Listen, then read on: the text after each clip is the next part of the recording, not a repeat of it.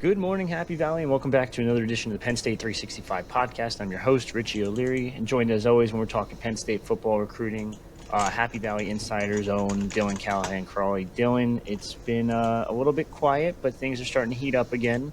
It's a pretty big week for Penn State with two wide receivers set to commit. So let's just start with the first one in Lex Cyrus, who's going to decide between Penn State and South Carolina on Thursday. What's the latest you're hearing on this? I know we have FutureCast in favor of Penn State currently. Yeah, we've had FutureCast in for Penn State here on Lex Cyrus now for a hot minute, to say the least. Looking back at it, looks like we put those back in February.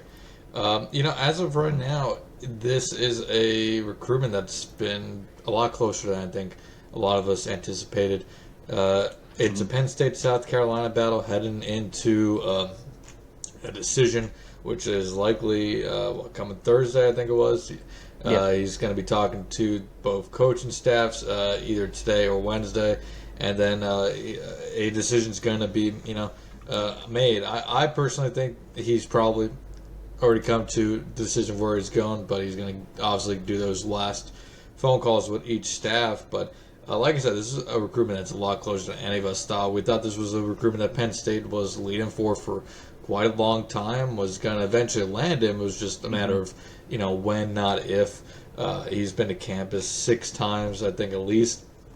And this was he is a top target for Marcus Hagans and Penn State. And this is the type of recruit. If you're Marcus Hagans, you have to find a way to win this recruitment. You cannot let Lex Cyrus get away from you. Now, I still think that Penn State has a good shot of winning out in this recruitment. But the fact that this recruitment keeps going on, has gone on this long, it's been said that South Carolina has given him a lot to think about. But the fact that it keeps on dragging, it has never been a great sign for Penn State, obviously. The longer this went, it seemed the less, chance that Penn State would win this recruitment. Right now, I still feel good that Penn State is going to be the pick on Thursday, but, it's probably pretty close to 50-50 heading into this week, I think, based off at least the way we feel on this recruitment. Yeah, definitely a lot closer than anyone would have liked it to be. I know Shane Beamer obviously had a tweet on Sunday that's gotten people a little bit more nervous, and it was he does these welcome home tweets, which is essentially what Franklin does with the commitment tweets. But no one's announced yet for South Carolina, so that's the big concern there. But yeah, it sounds like both schools are still making their pitches, and so you think it's going to be Penn State at the end, like you mentioned. If God forbid, and I don't even want to speculate that much on this, but if they were to lose this, how big of a loss would that be? Yeah, I mean, we have Lex as a 3-star. I know some other places see him a little higher. I think, I think he probably is close to a 4-star talent, but I'm not sure he's a 250 kid either. So I mean, on paper, it is a quite sizable loss, but then you add in the fact that he is one of Penn State's top wide receiver targets. Regardless of what rankings think, he is one of Penn State's top wide receiver targets. They lost out on another top wide receiver target last month, I should say now, in Matthew Alden. So when you combine those two, it would be a pretty sizable loss for Penn State, and a recruitment that Marcus Hagans, in my opinion, really needs to have.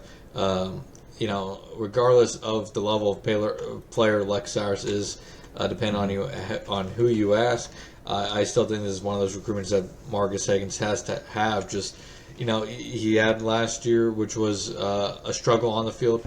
We'll see how the wide receiver room takes a step forward on the field this year. The wide receiver class last year was solid, but he really needed to put together a strong 2025 recruiting class at wide receiver. They have 2 guys they really like, and obviously Jeff Exiner and Lyric Samuel committed already. That is a good starting spot. They're in a great spot for Taz Williams, who I know we're about to talk about in a second. But they really need that, I think, a high-end 4th guy as well to help take that room to the next level in the upcoming seasons or years, I should say. Cyrus would be a pretty big loss, I think, for Penn State, especially when you look at it.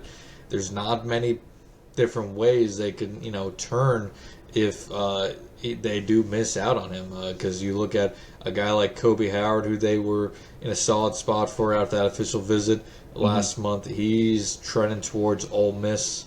Has Samari Reed committed Yes, yet? he's committed. I believe. I forget where it's Clemson. Ole Miss. Ole Miss. Never mind. Samari Reed committed to Ole Miss. So I mean, those were two of your top, pivot plays per se, and they're off the board. Thinking about the other wide receivers who visited, Phillip Bell, they haven't heard much on his recruitment, but that's probably a little bit of a long shot. So they're in a tough spot if they do miss on Cyrus. So now, next up, they're going to have Taz Williams on Saturday commit on July 13th.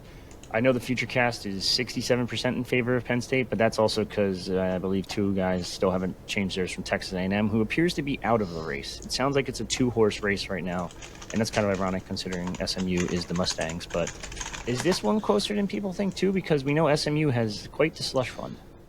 Yeah, I mean, SMU does have that NIL money. But that being said, I think it would be a disaster for Penn State to miss out on Cyrus and then miss out on Williams, especially Williams to SMU. No disrespect to SMU.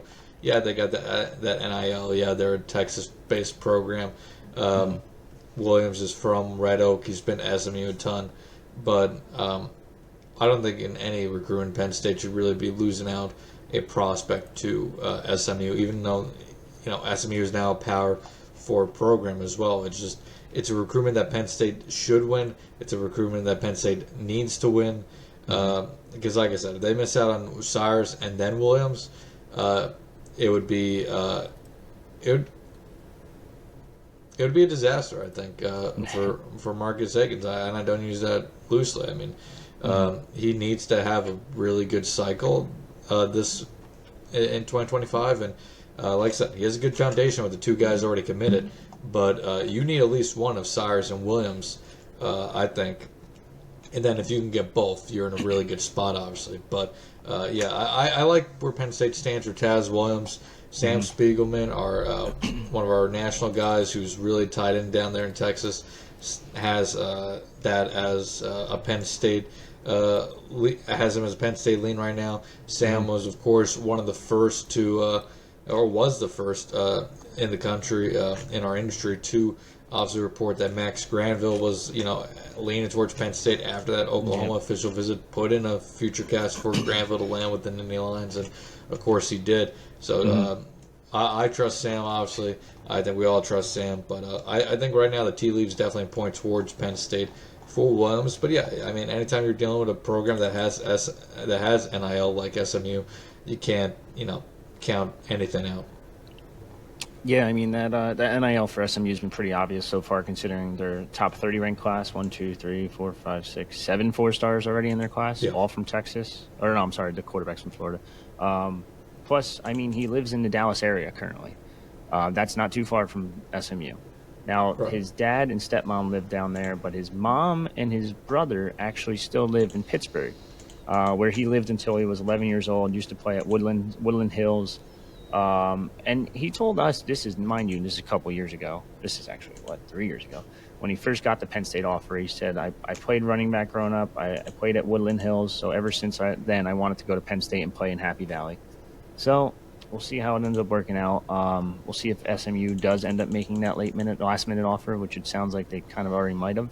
But it sounds, like you said, it sounds like Penn State might still be able to pull this one off. And he's trained with the 210 speed and agility guys over in Pittsburgh.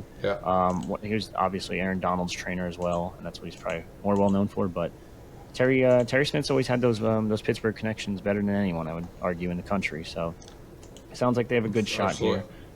Now, is it just simple as 2 and done? Is there a third potentially? Because I know Kobe Howard, you mentioned before, is still on the board.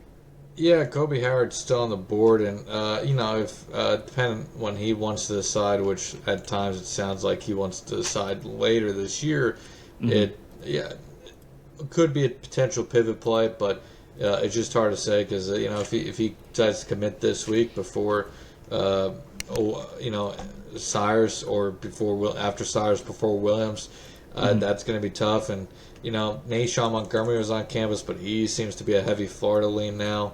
And I mentioned Phillip Bell, who seems coming out of California is a bit of a long shot for Penn State. And every other wide receiver that visited last month has committed elsewhere. Yeah. Except Cyrus and Williams, of course. Gotcha. So I want to ask you this, just because there's a possibility it happens. If they lose both of those guys, how, I know you mentioned before, Hagens needs to have a good class, number one. Yeah. But how detrimental to this recruiting class would it be if they lost both? Would it just be I know they've lost a couple guys and a couple top targets so far this year, but would this just be the tip of the iceberg? Yeah, I mean, it would. I think it would be, like I said, very disastrous for Marcus Hagens, just because last year on the field was not a great first impression for him at Penn State, and that is a position group for Penn State that, despite producing quite a bit of talent over the last few years, has not really met a ton of expectations under Taylor Stubblefield, under Marcus Hagens. The wide receiver recruit in general has been, while solid, I would still say a bit lackluster considering what Penn State has done the wide receiver position in the past. We're going way back, going 13 years back, but Allen Robinson, Chris Godwin, Jahan Dotson, have all gone on to have very good careers in the NFL. And there's plenty of guys who had great careers at Penn State, had a chance at a solid career in the NFL, and injuries hampered them, such as Deshaun Hamilton, and of course KJ Hamler, who has just not been able to stay healthy in the NFL, and it's really been unfortunate for him after being a high draft pick for the Broncos. But yeah, you look around at this class, and if they miss on those two, they would have missed on quite a few of their top wide receiver targets in this class. And I think if you're Marcus Hagens, it's just, I think the leash, I don't know if the leash is short per se right now, but I can't imagine he has a long leash after what transpired last year. Now, what James Franklin sees in practice and in the meeting rooms is, we don't get to see that, but at the end of the day, what's most important is what happens on the field. And the wide receiver room last year was, a disaster for the most part for the Nittany Lions. And they really need an infusion of talent in that wide receiver room going forward as well to help the program just meet the expectations they want to meet going forward. If Penn State can't throw the ball at a high level, or at a decently high level going forward, it's going to be tough to win in today's college football. I know we just saw Michigan win playing, ground and pound football, 90s style football, and that's great.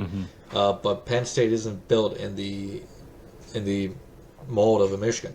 Penn State, was built kind of in the mold of an Ohio State program, built around speed. And while Penn State was trying to catch Ohio State, Michigan came by and proverbially ran past everybody. But Penn State's not built to be that type of team right now. Now they have the running backs to do so, but the offensive line needs to continue to taking a step forward. And I think the recruiting over the last few years has definitely helped get them closer to that Michigan style of offense. And I think they'll find a happy medium, but at the end of the day, you still need wide receivers to make plays. That Michigan team still had the wide receivers that could make plays. Michigan, despite being a run-heavy team, is recruiting wide receivers pretty nicely out there as well in Ann Arbor. So, it would be big. It would be very bad for Marcus Hagens if they miss on both these guys.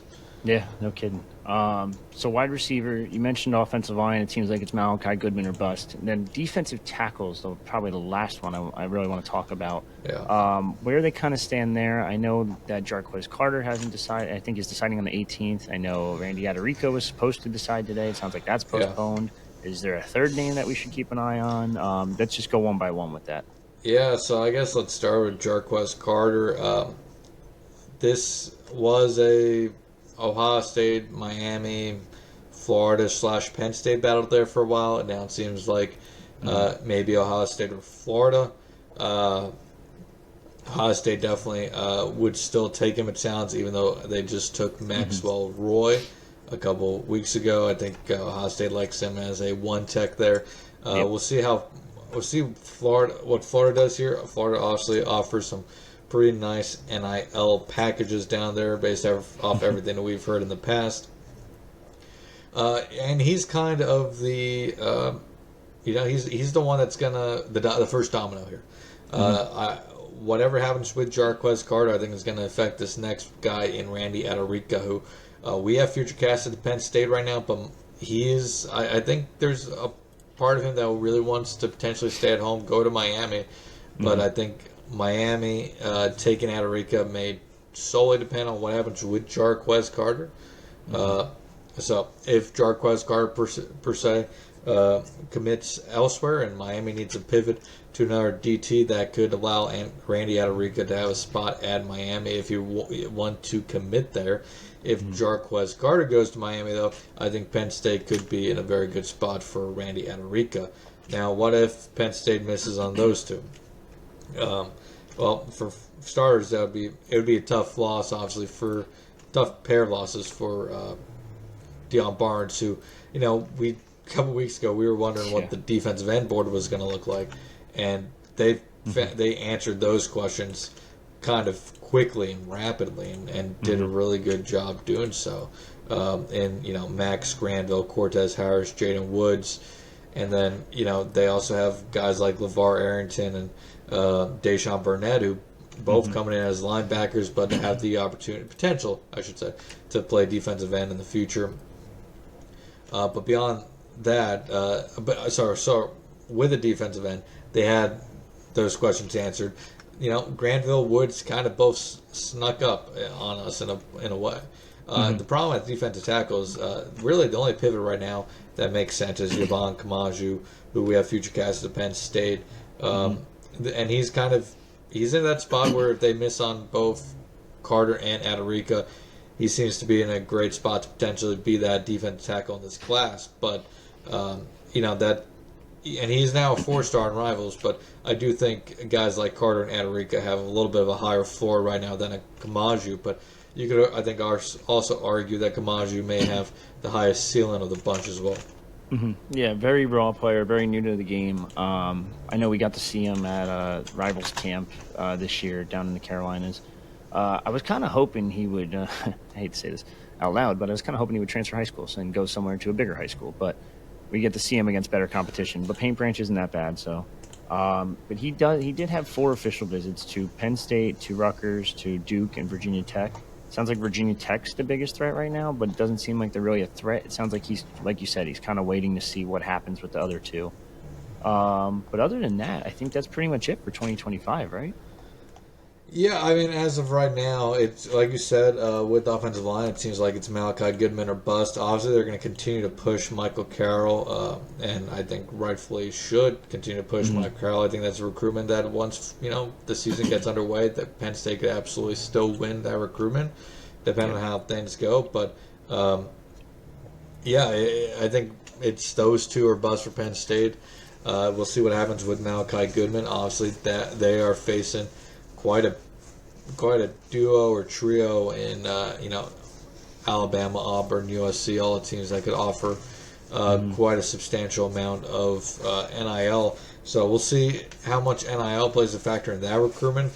If NIL isn't as big of a factor as it may be for other prospects, I still think Penn State's in a good spot there. But obviously, you can't count anything out in the NIL era, like I said earlier. And then I guess just as a side note, we'll continue to monitor the Zahir Mathis situation with Ohio State. Like, as of right now, I would not expect a flip, but I will say it's definitely not out of the cards. It's not out of the cards. It's not out of the realm of possibility. I think I think after that official visit, Penn State has at least set themselves up going forward that to remain in the conversation.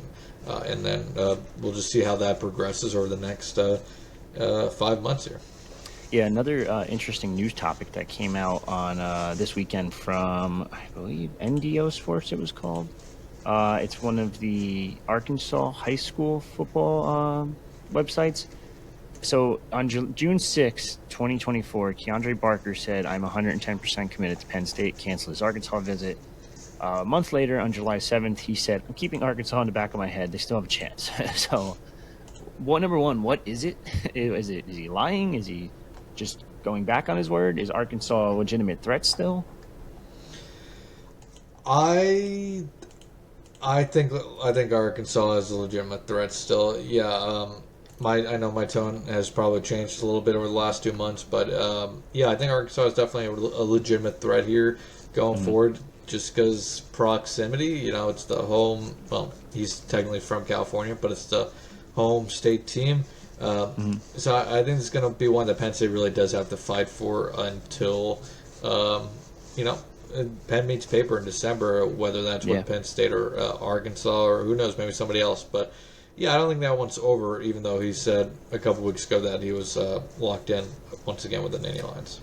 Yeah. Am I wrong to say that I'd be shocked if they have 3 running backs on signing day? No. Because Tyke Hayes is getting pushed by Stanford. I think Jabri Wallace-Coleman might be the most solid of the 3. Yeah, I think Coleman's definitely locked in. I think Hayes, I'd be surprised still if Hayes flipped. But yeah, I think there's a good chance they only have 2 on signing day. It's definitely possible they keep all 3 committed, but yeah, if they only sign 2 at the end of the day, I would not be surprised at all. Well, the good news here is his new high school, BB High School, is 3 hours and like 15 minutes away from University of Arkansas, so it's not exactly the easiest to drive to make, but not the worst either. So I think we need to update it in our database. I believe he changed high schools again. Oh, did he change high schools again? Yep. All right. Well, that's not a good sign then. Yeah, I believe he changed high schools again. Let me see if I can find it here. And this is just a. If it's closer, then that's obviously not good. He is now at. I thought it was at BB, but I could be wrong. He may be at. No, he's at Newport High School. Newport High School. Which, do we know where that's at? Or let's see. Look it up. Newport, Arkansas. It is a 3-hour drive to Fayetteville. So. All right. Well, it's not that bad, but regardless, it's going to be tough. Moving on to the 2026 class, I know they got a couple commits already. Troy Hunn, Messiah Mickens. Anyone else really close there? I know it's July. It's kind of dead period until Lash Bash at the end of the month. I don't think anybody is necessarily close in the 2026 class on the recruiting trail. Obviously, you know, could use this time to kind of refresh everybody on some of the top in-state prospects for 2026, because Penn State is in a good spot for several of those.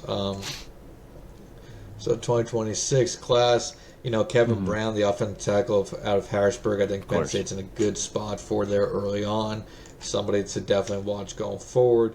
Joey O'Brien out of LaSalle. I know Notre Dame is a school standing out a lot to him right now. High four-star, top 100 talent. Tyra Merrill out of Cumberland Valley. That one I think could end up being a Penn State-Michigan battle. He's been at Penn State a ton, obviously. He's been at Notre Dame a couple times as well, but I know Michigan is pretty high on him. And then you got guys like Matt Sieg, David Davis, Kaishan Robinson.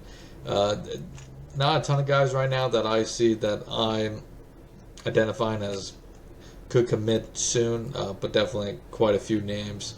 And quite a few already off the board as well. Obviously Messiah Mickens, but we also have some guys down the rankings a bit committed elsewhere. Davion Taylor committed to West Virginia.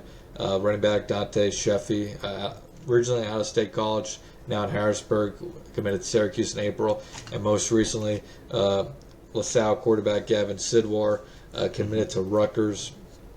So those 4 top 20 guys off the board already. One name to definitely, I think, now watch with Coleman committed is Zaire Coleman, his younger brother out of Imhotep. Another really good running back, 4-star talent, top 10 player in the state.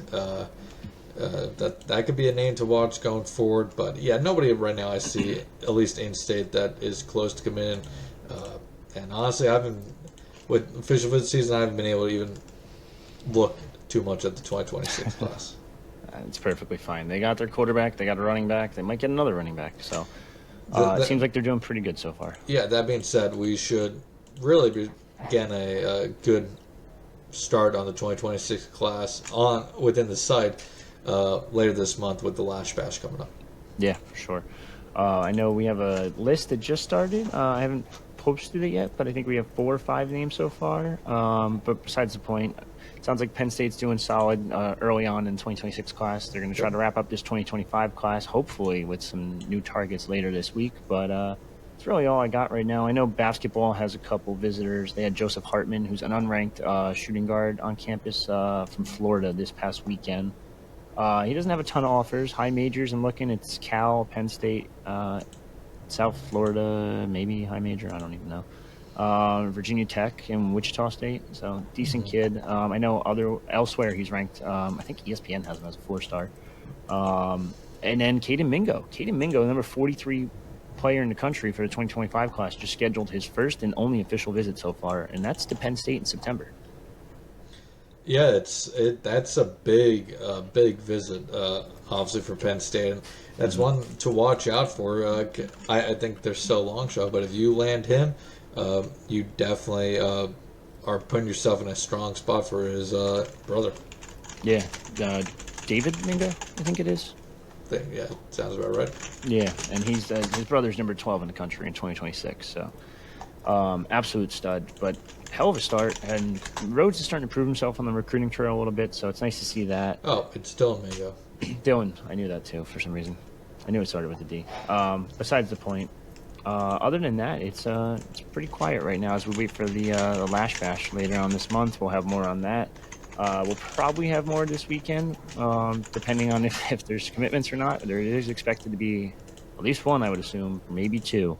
Yeah, I but that's really all I got. Anything else I going think before I Penn State's in sign a off? good spot at least one commitment here, and I'm a betting man, so as a betting man, I would still put the chips on Penn State having 2, but yeah, I think they at least pick up 1. All right, cool. And if you guys haven't already, stay tuned on the Lions Den forum on happyvalleyinsider.com. I believe we posted about the Lex Cyrus news about his commitment date and all that other stuff a couple days before he even announced it. So, announced it publicly, I should say. But we'll have the latest on both recruitments. We'll have the latest on he has a couple phone calls today with the coaching staff, so we should learn more about that one. Taz Williams, we'll learn a little bit more later on this week. But for me and Dylan, that's another episode of the Penn State 365 podcast. Signing off.